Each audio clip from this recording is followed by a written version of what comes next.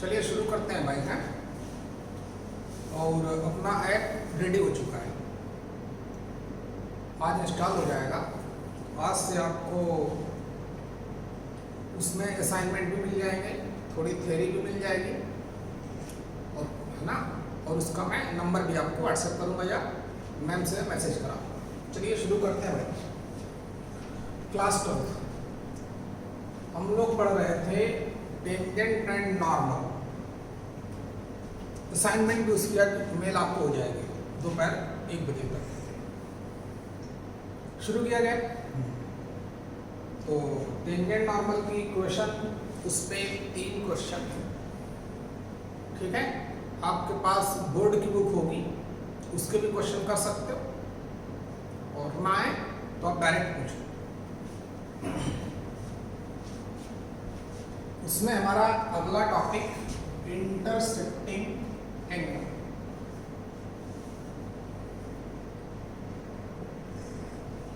Intercepting angle of 2 curves.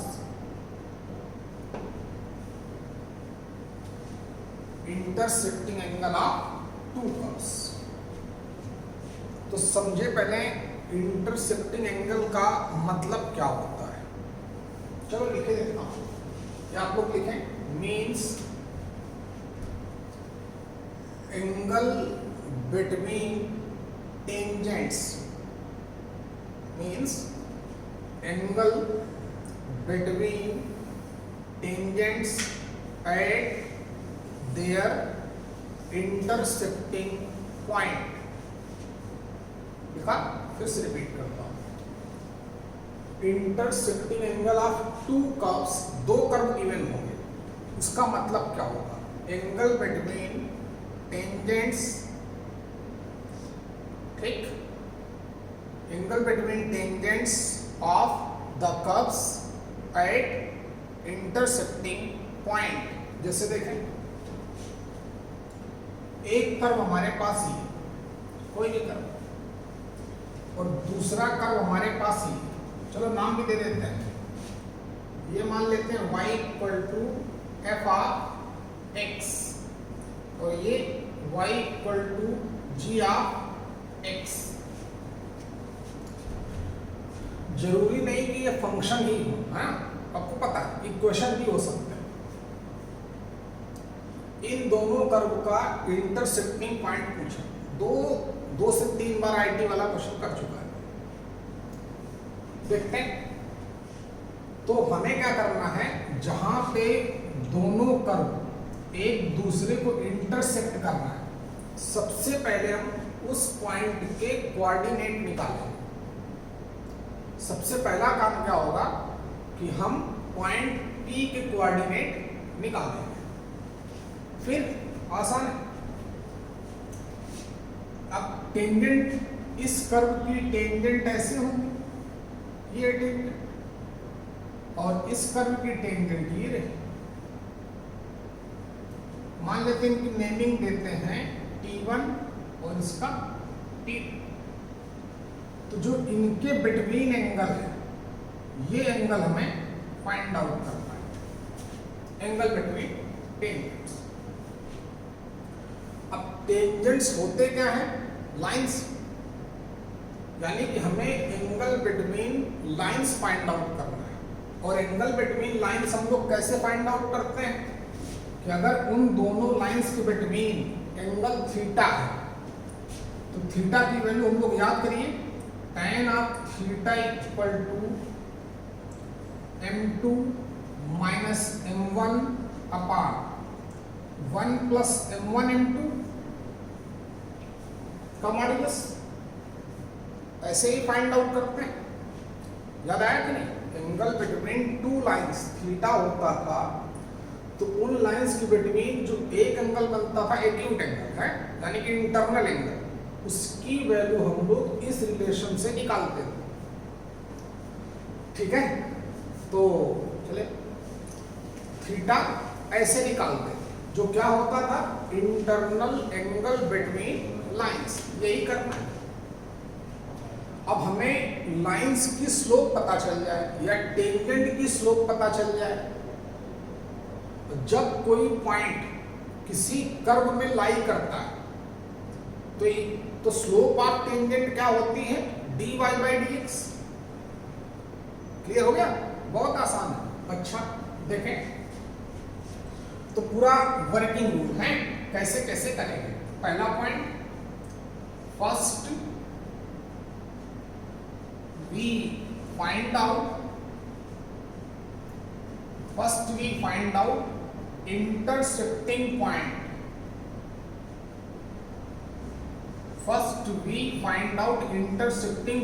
मतलब उसके coordinate. कैसे, दोनों इक्वेशन को सॉल्व करना पड़ेगा। दोनों इक्वेशन को क्या करेंगे, सॉल्व करेंगे। जब दोनों इक्वेशन को सॉल्व कर लेंगे, y की वैल्यू इक्वल पुटअप कर देना, fx इक्वल टू gx हो जाएगा। x की वैल्यू आएगी, x की वैल्यू चाहे यहाँ पुटअप करना, y की वैल्यू आ जाएगी, चाहे दूसरे वाले पुटअप करना। तो जब भी हमें intersecting angle of to curves पूछेगा तो ग्राफ बनाना ही आपको। इसका मतलब क्या समझाया, angle between tangents their intersecting point. ठीक है, तो वर्किंग रूल, सबसे पहले हम लोग क्या करेंगे, इंटरसेक्टिंग पॉइंट पता करेंगे। ठीक, फिर उसके बाद then find out slopes of tangents.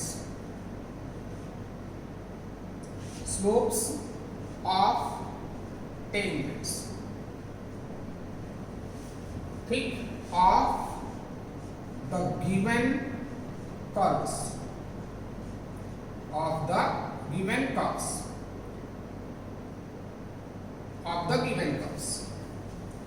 ठीक है, यानी कि क्या क्या हो जाएंगे वो अभी बता देता हूं। पहले फंक्शन को उठाया तो पहले फंक्शन में से dy बाई dx, उधर क्या हो जाएगा, f dash x।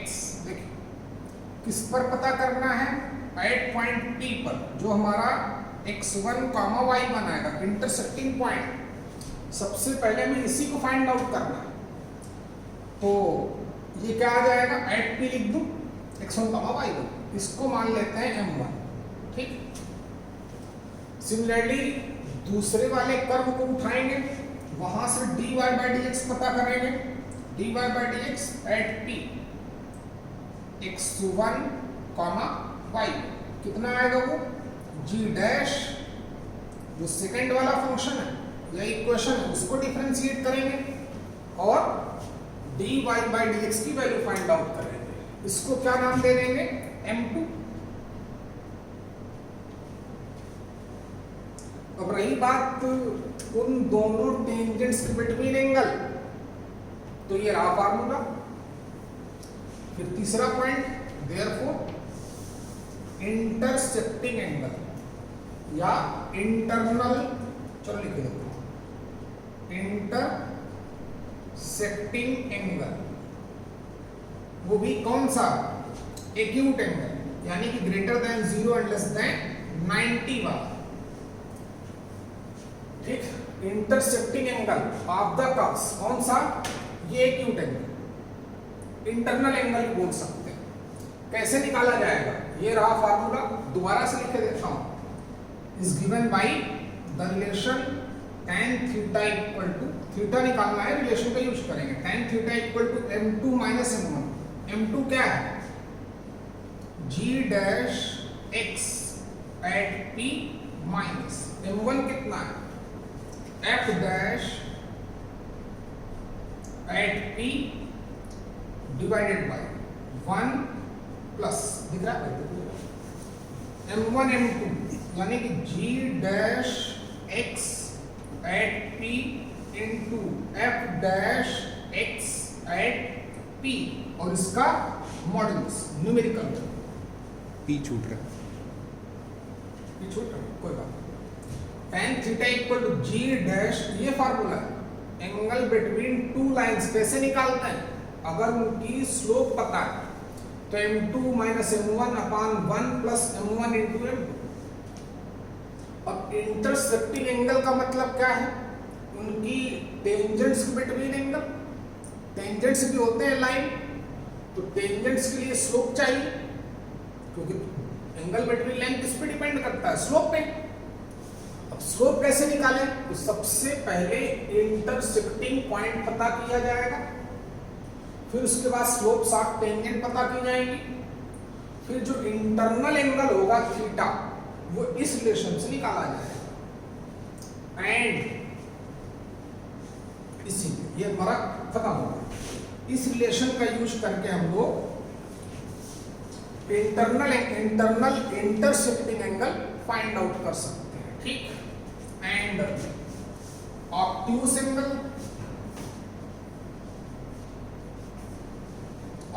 Angle theta dash, graphically क्या दिख रहा है? थीटा प्लस थीटा डैश कितना होता है? 180। थीटा प्लस थीटा डैश कितना होगा? 180। तो थीटा डैश की वैल्यू कैसे निकालूंगा? 180 माइनस थीटा। थीटा कहां से निकालूंगा? यहां से। तो जब जेई वाला क्वेश्चन करेगा, दो कर्व गिवन होंगे, बोलेगा find out intersecting angle of curves this and this. तो या तो थीटा ऑप्शन में गिवन होगा या थीटा डैश ऑप्शन में गिवन होगा या दोनों गिवन होगा। जैसा more than one option correct होगा तो दोनों की वैल्यू दे सकता है। सिंगल ऑप्शन करेक्ट होगा तो या थीटा लिखे या थीटा डैश लिखे, दोनों लिखेंगे तब भी राइट माना जाएगा, कोई नहीं लिख देगा। तो ध्यान रखना, समझ गए? समझी गए? अब दूसरी बात,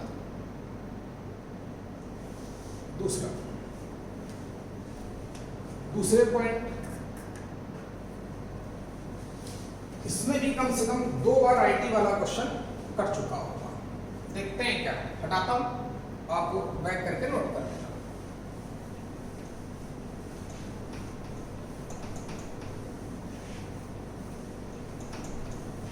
टॉपिक है हमारा ऑर्थोगोनल कर्व्स।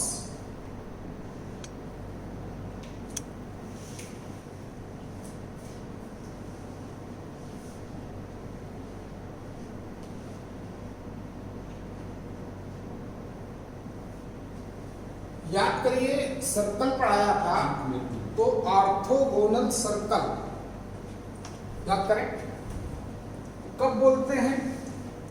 जब उन दोनों सर्कल्स का इंटरसेक्टिंग एंगल 90 डिग्री आ जाए। तो यहां भी वही कहानी, 2 गिवन कर्व्स को ऑर्थोगोनल कर्व कब बोला जाएगा?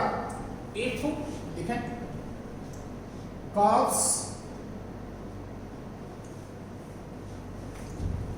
क्या करें? Intersected at right angle. Curves कहां पे इंटरसेक्ट करें? राइट एंगल पर, मतलब थीटा इक्वल टू 90 डिग्री आ जाए। दो कर्व ऑर्थोगोनल कर्व्स कब बोलेंगे? If curves intersected at right angle, ठीक है। अब एंगल बिटवीन टेंजेंट्स ऐसे निकालते हैं, तो ऑर्थोगोनल के लिए थीटा कितना हो जाएगा? 90 डिग्री। या आप वैसे भी पता होगा, दो लाइन परपेंडिकुलर कब होती है? जब उनकी स्लोप का प्रोडक्ट आता है -1। यहां से भी पता कर सकते हैं थीटा कितना हो जाएगा? 90 डिग्री। टाइम 90 की वैल्यू अनडिफाइंड का मतलब 1/0, क्रॉस मल्टीप्लाई करूंगा, ये वाला सेगमेंट 0, तो 1 प्लस दिस इंटू 0, तो this into this equal to -1। अब अगर मैथमेटिकल कंडीशन की बात करूं तो f dash x at p, मतलब पहले कर्व की स्लोप उस इंटरसेक्टिंग पॉइंट पर, into g dash x at p, दूसरे कर्व की स्लोप का प्रोडक्ट कितना आ जाए? -1। ऐसा हमें बोर्ड की बुक में भी क्वेश्चन गिवन होंगे कि दो कर्व इंटरसेक्टिंग हैं, तो बताइए क्या कंडीशन आएगी। ऐसे ऐसे में क्वेश्चन दिए जाएंगे। दो कर्व इंटरसेक्ट कब करेंगे? जब वो राइट एंगल पे इंटरसेक्ट है, तो थ्योरी होगी। अब मैथमेटिकली जब उस इंटरसेक्टिंग पॉइंट पर दोनों कर्व की स्लोप का मल्टीप्लिकेशन, दोनों कर्व की टेंजेंट की स्लोप का मल्टीप्लिकेशन इक्वल टू -1। चलिए इसमें तीसरा पॉइंट,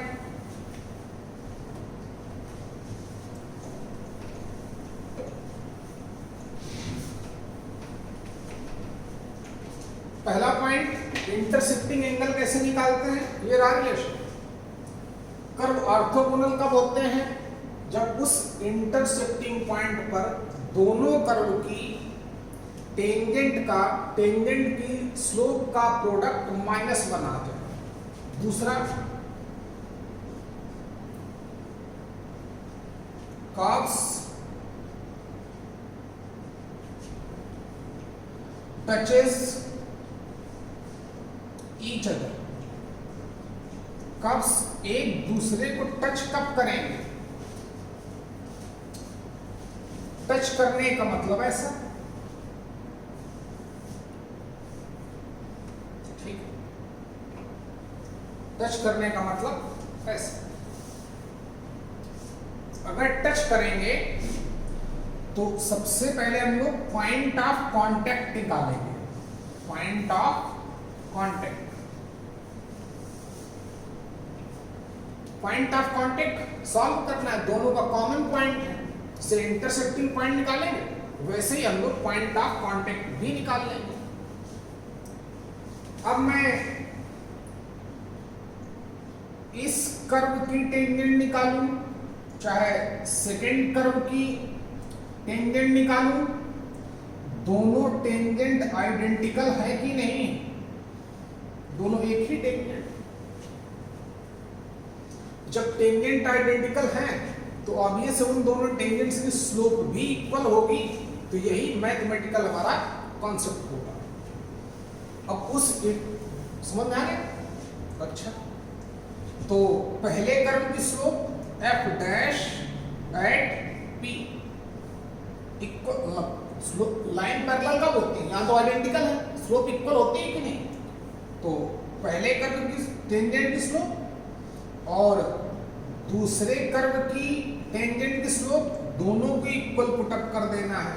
क्वेश्चन हो गया, क्लियर हुआ भाई? Intersecting angle between to curve कैसे निकालेंगे? बात समझ में आ गई। सबसे पहले इंटरसेक्टिंग पॉइंट, फिर उनकी स्लोप्स, फिर relation tan theta equal to पता चलेगा। फिर बोलेगा कर्व ऑर्थोगोनल है, तो फिर भी कॉमन पॉइंट निकालेंगे, दोनों की स्लोप निकालेंगे, प्रोडक्ट -1 पुटअप करेंगे। क्यों करेंगे? पता चल गया होगा। ऑर्थोगोनल होने का मतलब दोनों के बिटवीन एंगल कितना होगा? 90 डिग्री। टेंजेंट परपेंडिकुलर है, यानी कि लाइंस परपेंडिकुलर है। और दो लाइन परपेंडिकुलर कब होती है? जब उनकी स्लोप का प्रोडक्ट आता है -1। तो सबसे पहले कॉमन पॉइंट, फिर स्लोप निकाल के प्रोडक्ट -1 को टच कर देंगे। कर्व्स टच कब करते हैं एक दूसरे को? टच करेंगे तो ग्राफ बनाई होगा आपने। टच करेंगे तो चाहे मैं इस कर्व की उस पॉइंट ऑफ कांटेक्ट पे टेंजेंट निकालूं, या इस कर्व की पॉइंट ऑफ कांटेक्ट पे टेंजेंट निकालूं, दोनों टेंजेंट आइडेंटिकल है कि नहीं? अब टेंजेंट्स आइडेंटिकल कब होती है? जब उनकी एटलीस्ट स्लोप इक्वल, ये तो पता ही है। तो पहले की स्लोप निकाली, सेकंड की स्लोप निकाली, दोनों की इक्वल पुटअप कर दी। देखो कितना टाइम, 20 मिनट बस। और देखते हैं अपने घड़ी में, देखो कितना टाइम हो गया, 11:30। बस ठीक है।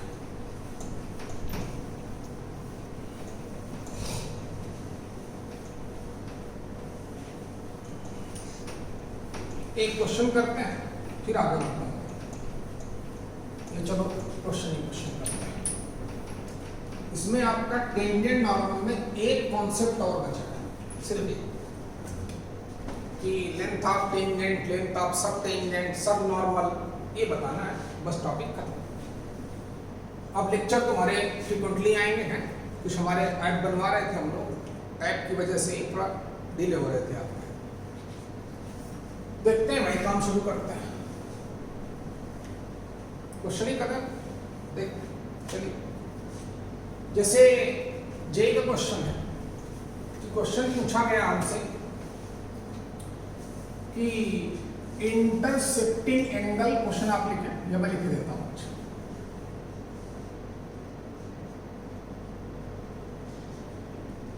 Intercepting angle between curves y equal to modulus of 1 minus X था कि एक्स स्क्वायर मान लेते हैं, ठीक। एंड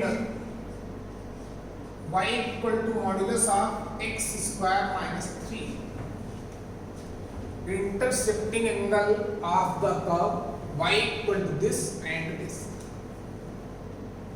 ठीक। हाँ, y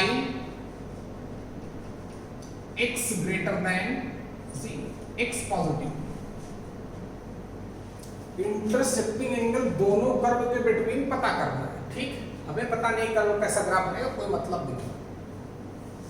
इंटरसेप्टिंग एंगल का क्या मतलब समझाया गया है कि दोनों कर्व के जो टेंजेंट्स के बिटवीन एंगल होगा, किसके बिटवीन, वही एंगल फाइंड आउट करना है, ये पता है। क्या वर्किंग रूल लिखाया था? सबसे पहले हम लोग कॉमन पॉइंट पता करेंगे। क्या common point? Common point in दोनों कर्व का कॉमन पॉइंट निकालना है। निकालें, चलिए निकालते हैं। तो फॉर कॉमन पॉइंट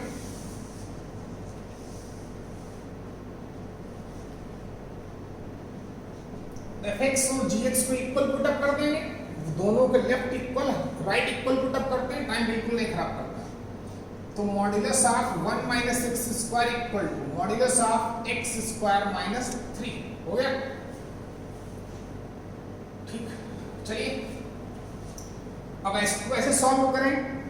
तो बोला था कि ज्यादा प्रॉब्लम हुआ करे तो स्क्वायर कर दिया करो, क्योंकि स्क्वायर से क्या होता है कि जो मॉड ऑफ एक्स स्क्वायर, इसको हम लोग एक्स स्क्वायर भी लिख सकते हैं, ठीक है। तो हमें यहां से स्क्वायर हट जाएगा, मॉड्यूलस हट जाएगा। करते हैं बोथ साइड का स्क्वायर, तो जनरली ये a माइनस बी का होल स्क्वायर हो गया, वो भी a माइनस बी का होल स्क्वायर हो गया। लगाते हैं maths, a square plus B square minus 2ab मतलब 2x स्क्वायर बराबर है equal to right side a square plus B square minus 2ab, sorry यहाँ पे कितना आएगा x की power 4, a square plus B square minus 2 बराबर है। चलिए सॉल्व करते हैं। x की पावर 4 से x की पावर 4 कैंसिल आउट हुआ, x स्क्वायर वाले पोर्शन को उधर ले गया या इधर ले आया, सॉरी, तो आके हो गया 4x स्क्वायर, ये उधर जाके 8 में कन्वर्ट हो गया, x की वैल्यू आ गई plus minus under root 4 and plus minus, यानी कि ये दोनों कर्व एक दूसरे को दो पॉइंट पे इंटरसेक्ट करेंगे। एक बार जब x की वैल्यू अंडर रूट 2 होगी और एक बार जब x की वैल्यू माइनस रूट 2 होगी। चलिए बड़ी टेंशन, तो y की वैल्यू पता करें, पॉइंट पता करें ना, कॉमन पॉइंट। x की वैल्यू अंडर रूट 2 यहां डालता हूं, पॉइंट पता चले प्रॉपर। x की वैल्यू तो आ गई रूट 2, y यहां पे डाल अंडर रूट 2, तो अंडर रूट 2 का स्क्वायर 2, 1 माइनस 2 माइनस 1, माइनस 1 का मॉड 1, पॉइंट क्या आ गया अंडर रूट 2 का 1। चाहे मैं माइनस रूट 2 डालूंगा तब भी बनाएगा। तो पॉइंट कौन कौन से आ गए, एक तो आया अंडर रूट 2 कामा 1 और सेकंड वन कितना आएगा माइनस अंडर रूट 2 कामा 1। चाहे इससे पता करें चाहे उससे पता करें। भाई जब आप माइनस रूट 2 डालेंगे तब भी उसका स्क्वायर 2 आ जाएगा, या यहां डालो 2 आ जाएगा, 2 माइनस 3 माइनस 1 आएगा, माइनस 1 का मॉड 1 आ जाएगा। समझ रहे हो? अच्छा, तो 2 पॉइंट मिले, लेकिन उसने ये भी गिवन है, क्या गिवन है, जब x greater than 0, x greater than 0 का मतलब इस पॉइंट पर इन दोनों कर्व का इंटरसेक्टिंग एंगल फाइंड आउट करना है। क्लियर हो गया? शुरू करते हैं। अब हमें स्लोप पता करनी, स्लोप पता करने के लिए इनको डिफरेंशिएट करना पड़ेगा। फिर से देखो, सबसे पहले इंटरसेक्टिंग एंगल पूछा, तो इंटरसेक्टिंग पॉइंट पता होना चाहिए। इंटरसेक्टिंग पॉइंट निकालने के लिए दोनों को सॉल्व करना पड़ेगा। दोनों के लेफ्ट इक्वल थे, राइट को इक्वल पुट अप किया, दोनों तरफ मॉड था, उसको सॉल्व करने के लिए बोथ साइड का स्क्वायर कर दिया, तब इजिली a माइनस बी का होल स्क्वायर लगा सकूं, यहाँ पे भी a माइनस बी का होल स्क्वायर लगा सकूं। सॉल्व किया, x की तो वैल्यू है, x की वैल्यू कौन सी एडमिट करनी है, जो पॉजिटिव हो तो सिर्फ √2 लेना है। √2 डाला तो y की वैल्यू कितनी आ गई? 1। तो पॉइंट कितना हो गया? √2, 1। अब समझ गए? चलिए देखते हैं। तो पहले मॉड हटाएं तब डिफरेंशिएट करेंगे, तो इसीलिए आईटी क्वेश्चन देखते हैं। तो √2 डाला यहां पर, √2 डालने पर अंदर वाली वैल्यू क्या हो चुकी है? 1 - 2 यानी कि निगेटिव। अंदर वाली वैल्यू निगेटिव है, तो मॉड को हटाने, याद करिए मॉडुलस ऑफ x कैसे ब्रेक होता है, इसकी वैल्यू लिखते हैं x if x greater or equal to 0 and -x, कब? If x less than 0। मतलब जब अंदर x क्या है? अंदर वाली वैल्यू, जब अंदर वाली वैल्यू 0 से कम मतलब निगेटिव होगी, तो मॉड ऑफ x को क्या लिखेंगे? माइनस टाइम्स अंदर वाली वैल्यू। तो √2 डालने पर यहां पे अंदर वाली वैल्यू निगेटिव हो रही है, अंदर वाली वैल्यू निगेटिव होगी, तो इसका मतलब क्या हो जाएगा? माइनस टाइम्स 1 - x बराबर है। तो देखो, तो कर्व क्या हो गया? y = x² में डिफरेंशिएट करो, y डैश कितना आ गया? 2x। एट किस पॉइंट पे पता करना है? √2, 1 पर x की वैल्यू डालनी है √2, तो कितना आ गया? 2√2। ये हमारा m1 हो गया या m2 हो गया, ये भी स्लोप पता चल गया। सिमिलरली सेकंड कर्व को उठाया, x की वैल्यू √2 डाली, तब भी अंदर वाली वैल्यू निगेटिव। समझ में आ रहा हो? अरे 2 - 3 -1, अंदर वाली फिर से वैल्यू निगेटिव। तो √2 पर डिफरेंशिएट करने के लिए पहले इसको ब्रेक करेंगे, तो माइनस टाइम्स आएगा। y की क्या वैल्यू हो गई? -x² + 1 हो गई। फिर डिफरेंशिएट किया, y डैश कितना आया? -2x। किस पॉइंट पे पता करना है? एट √2, 1 पे, बिल्कुल। तो कितना रिजल्ट आया? -2। ये खत्म हो चुका है। ये आया m1 या m2, वो आया m1। लगा देते हैं फार्मूला। क्वेश्चन पूछा गया intersecting angle between curve this and this where x greater than 0। तो सबसे पहले इंटरसेक्टिंग पॉइंट पता किया गया, फिर दोनों कर्व को उनकी स्लोप निकाली गई। स्लोप निकालने में भी मॉड्यूलस फंक्शन इन्वॉल्व हुआ। x की जिस वैल्यू पर अंदर वाली वैल्यू निगेटिव होती, तो मॉड को हटाने के लिए क्या करते हैं? पूरी अंदर वाली वैल्यू में माइनस साइन से मल्टीप्लाई करते हैं। बाकी आप समझदार हो। अब निकालते हैं एंगल थीटा। चलिए निकालते हैं। तो वही internal angle theta relation use करेंगे। tan theta = m2 - m1, m2 बोल देते हैं इसको, और इसको m1। m2 - m1 यानी कि 2√2 - m1 माइनस प्लस हो गया, 2√2 अपान 1 प्लस m1 m2, मतलब 2√2 × 2√2 का मॉड्यूलस। tan थीटा = कितना आ गया? गौर करना, 4√2 अपान 2 × 2 = 4 और ये भी 2 मतलब 8 और 8 = 1 9। ये रहा। तो थीटा की वैल्यू कितनी आ गई, tan इनवर्स 4√2/9, ये हमारा आंसर। बात समझ में आई? या तो ये ऑप्शन में देगा या फिर क्या ऑप्शन में देगा, थीटा डैश। थीटा डैश का मतलब 180 माइनस कितना, tan इनवर्स 4√2/9, या तो ये ऑप्शन। कितना टाइम हो गया? 30। चलो एक क्वेश्चन और देखते हैं, अगर कोई आया नहीं लेने। एक क्वेश्चन और हटा दूं और क्वेश्चन मिले आपका।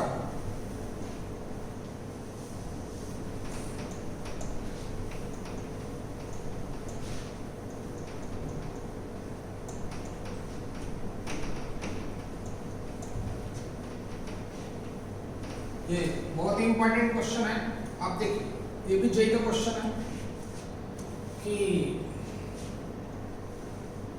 If line ax plus by plus c equal to 0, if line ax plus by plus c equal to 0 is a normal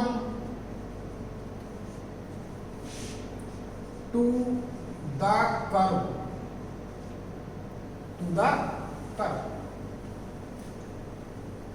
x into y plus 5 equal to 0, then पहला option a greater than 0 and b less than 0, second option a less than 0 and b less than 0, third option a less than 0 and b greater than 0, fourth option a greater than 0 and b greater than 0, more than one option correct, एक या एक से ज्यादा option correct हो। चलिए question में focus करें। Question क्या किया कि ये लाइन इस कर्व की नॉर्मल है, पॉइंट भी नहीं बताया, कुछ नहीं। फिर वो a और b का साइन जानना चाहता है कि a पॉजिटिव है कि b निगेटिव है, कि a निगेटिव है कि b निगेटिव है। समझ में आया क्या कि अगर वो लाइन इस कर्व की नॉर्मल है तो a और b का साइन क्या होगा। क्वेश्चन क्लियर हो गया? चलिए देखते हैं। अब हमें इक्वेशन ऑफ नॉर्मल निकालने के लिए पॉइंट चाहिए, स्लोप चाहिए, लेकिन पॉइंट भी नहीं दी मैंने। लाइन को भी थोड़ा अजीब तरीके से लिखा है, ax प्लस a और b की वैल्यू निकालनी है, वैल्यू नहीं निकालनी, हमें सिर्फ साइन पता करना है। क्या साइन? तो चलिए हम सबसे पहले इसकी स्लोप निकालते हैं, हम स्लोप से ही क्वेश्चन को खत्म कर देंगे। आप देखना तो हो गया टाइम का? नहीं, कोई आया था लेने? हाँ, वो तो फोन कर लो, कितनी देर में आएगा, फोन करके पता करो। कॉपी में लगा देंगे फिर फोन करेंगे। हाँ ठीक, ये कर लो फोन। ठीक। कि ये लाइन अगर नॉर्मल है तो a एंड b का साइन क्या होगा। शुरू करते हैं, करिए। सबसे पहले मैंने इस लाइन की स्लोप निकाली, क्योंकि मैं स्लोप ऑफ टेंजेंट निकालना चाहता हूँ। तो स्लोप ऑफ टेंजेंट हम लोग इजीली निकाल सकते हैं यहाँ से। बोला टेंजेंट और नॉर्मल के ज्यादातर क्वेश्चन हम लोग उसको टेंजेंट के फॉर्म में रिड्यूस करके फाइंड आउट करेंगे। चलिए, तो इस कर्व की अगर मैं स्लोप निकालूंगा line y equal to mx plus c के फॉर्म में, तो माइनस a अपॉन b आ जाएगा। समझने वाले समझ गए, y equal to mx plus c के फॉर्म में कन्वर्ट, इसकी स्लोप ये आ गई। ये क्या है? स्लोप ऑफ नॉर्मल है, स्लोप ऑफ नॉर्मल है। तो फिर स्लोप ऑफ टेंजेंट क्या हो जाएगी? स्लोप ऑफ टेंजेंट यानी कि m बोल देते हैं, यानी b upon a, m2 minus m1 equal to 1। तो तो -1/30 दी अपन स्लोप ऑफ टेंजेंट ये आ गई, अगर वो नॉर्मल है तो उसकी स्लोप ही है, उसकी टेंजेंट की स्लोप ही है। चलो खैर स्लोप ऑफ टेंजेंट जो है वो बी और ए के फॉर्म में है। अब चलिए अब बोलता है इस कर्व का नॉर्मल है, तो कर्व पे एक पॉइंट चाहिए। देखो अब यहां से क्वेश्चन ट्विस्ट होगा, जब कुछ नहीं बताएगा तभी वो जे का क्वेश्चन होगा, जब अपना खुद दिमाग लगेगा। देखते हैं कुछ भी नहीं पता कि कौन सा पॉइंट है या किसके पैरेलल है, क्या है, कुछ समझ नहीं आएगा। देखते हैं तो चलिए स्लोप निकालते हैं, तो उसको हमें डिफरेंशिएट करना पड़ेगा। मान लेते हैं कि at the point P, at the point P x1, y, differentiate करें, लगेगा प्रोडक्ट रूल, तो x into dy by dx plus y x का 1 5 का 0 इक्वल टू 0। तो यहां से dy बाई dx कितना आ गया, माइनस का y by x। At the किस पॉइंट पे पता करना है, x1, y1 पर, ये आ गया, ये आ गई स्लोप ऑफ टेंजेंट। अभी भी कुछ नहीं पता चला, ये स्लोप ऑफ टेंजेंट ही है। जो लाइन नॉर्मल गिवन थी वहां से स्लोप ऑफ टेंजेंट इतनी है, अगर वो लाइन नॉर्मल है तो एटलीस्ट दोनों की स्लोप ऑफ टेंजेंट तो इक्वल होंगी ही। देखना जब दोनों की स्लोप ऑफ टेंजेंट वो गिवन है, ये हमने फाइंड आउट की है, तो दोनों की स्लोप इक्वल पुटअप कर सकता हूं कि नहीं, जरूर करूंगा। क्या आ गया, b upon a equal to minus का y1 अपन x। अगर हमें राइट साइड का साइन पता चल जाए कि राइट साइड वाली क्वांटिटी का साइन क्या है, अगर इसका साइन आ गया पॉजिटिव, क्या आ गया बेटा, अगर इसकी वैल्यू आ गई पॉजिटिव तो हम आइडिया लगा सकते हैं। अब दो b और a का साइन पता करना, अब दो चीजों का रेशियो पॉजिटिव कब आएगा, जब दो के दोनों का सेम साइन, मतलब दो के दोनों ही पॉजिटिव हो या दो के दोनों क्या हो, नेगेटिव हो। अब सब कुछ किस पे डिपेंड हो गया, राइट साइड में आई हुई वैल्यू के साइन पर।